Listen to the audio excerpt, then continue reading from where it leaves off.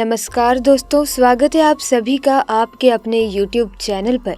दोस्तों, हम नाग नागिन के किस्से कहानियाँ तो बचपन से ही सुनते आ रहे हैं, जिनमें ये बताया जाता है कि नाग या नागिन को हमें मारना नहीं चाहिए। अगर नाग के जोड़े में से किसी एक को मार दिया जाए तो दूसरा उसकी मौत का बदला ज़रूर लेता है। दोस्तों, कुछ ऐसा ही हुआ बिहार के एक गांव में, जहां अपने नाग की हत्या का बदला लेने के लिए एक नागिन ने कर दी सारी हदें पार। ये घटना जानकर आपके भी रोंगटे खड़े हो जाएंगे।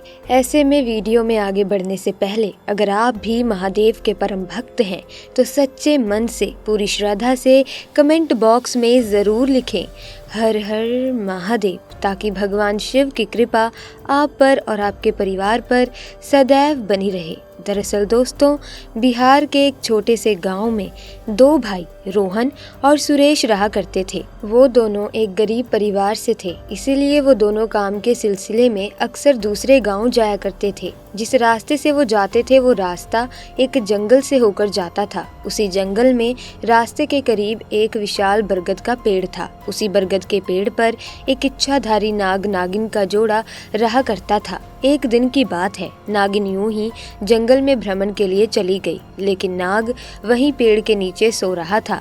जब रोहन और सुरेश शाम को उसी रास्ते से अपने घर आ रहे थे जहां वो बरगद का पेड़ था, उस समय वहाँ थोड़ा थोड़ा अंधेरा था, तो अचानक उन दोनों की नज़र उस नाग पर पड़ गई। वो दोनों नाग को देखकर पहले तो बहुत ज़्यादा डर गए, फिर उन्होंने सोचा ये नाग हमें कोई नुकसान ना पहुँचा दे, इसीलिए उन दोनों ने उस नाग को डंडे से पीट पीट कर मार डाला और उसे उठाकर उसी पेड़ पर लटका दिया। दोस्तों, यही उन दोनों की सबसे बड़ी गलती थी। जब दोनों को पता चला कि ये कोई साधारण नाग नहीं बल्कि ये तो एक इच्छाधारी नाग है, तो जल्दी से दोनों अपने घर की तरफ भाग गए।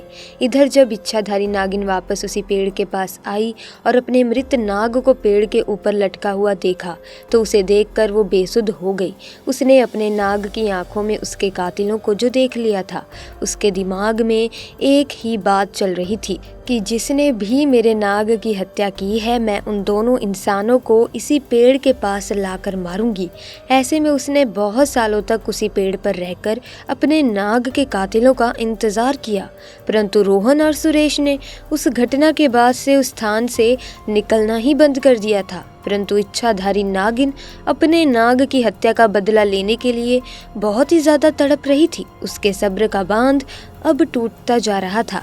उसने निश्चित किया कि अब मैं गांव जाकर ही दोनों हथियारों से बदला लूंगी। उसने एक बहुत ही सुंदर कन्या का रूप बनाया और भेष बदलकर उसी गांव में पहुंच गई जहां रोहन और सुरेश रहते थे। उसने पूरे गांव में नाग की आंखों में देखे उन दोनों कातिलों को बहुत ढूंढना चाहा, पर वो कहीं नहीं मिले। परंतु शाम के समय रोहन और सुरेश काम करके जब घर वापस लौट रहे थे, तभी उन पर नागिन की नजर पड़ गई।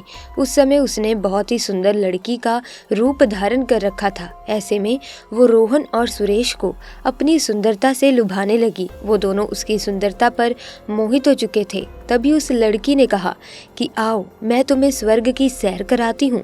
वो दोनों भी ये सुन बेसुध हो गए और उसके पीछे पीछे जाने लगे। वो उस लड़की की सुंदरता में इतने मोहित हो चुके थे कि उन्हें समझ ही नहीं आ रहा था कि वो उसी स्थान पर जा रहे हैं जहाँ पर उन दोनों ने नाग की हत्या की थी। अब वो इच्छाधारी नागिन उन दोनों को लेकर उसी पेड़ के पास आ गई और अपना भयंकर विशाल रूप उन दोनों को दिखाया, जिसे देखकर दोनों के होश उड़ गए और डर के मारे दोनों कांपने लगे।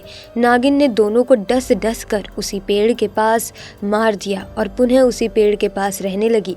दोस्तों, आप भी इस बात का विशेष ध्यान रखिएगा, किसी भी प्रकार से जाने अनजाने में आप किसी सांप या नाग नागिन को चोट ना पहुंचाएं, क्योंकि हमारी एक गलती हमारे ऊपर बहुत भारी पड़ सकती है। नाग हो या नागिन, ये सभी महादेव शिव के गहने हैं।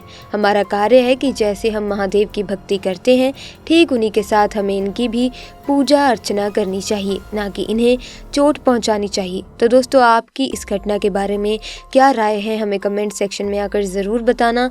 साथ ही दोस्तों, अगर वीडियो पसंद आई तो वीडियो को लाइक करें, शेयर करें, चैनल को सब्सक्राइब करके बेल आइकन को प्रेस कर दें, ताकि नए वीडियोस की अपडेट आपको मिलती रहे। आपका बहुत बहुत धन्यवाद।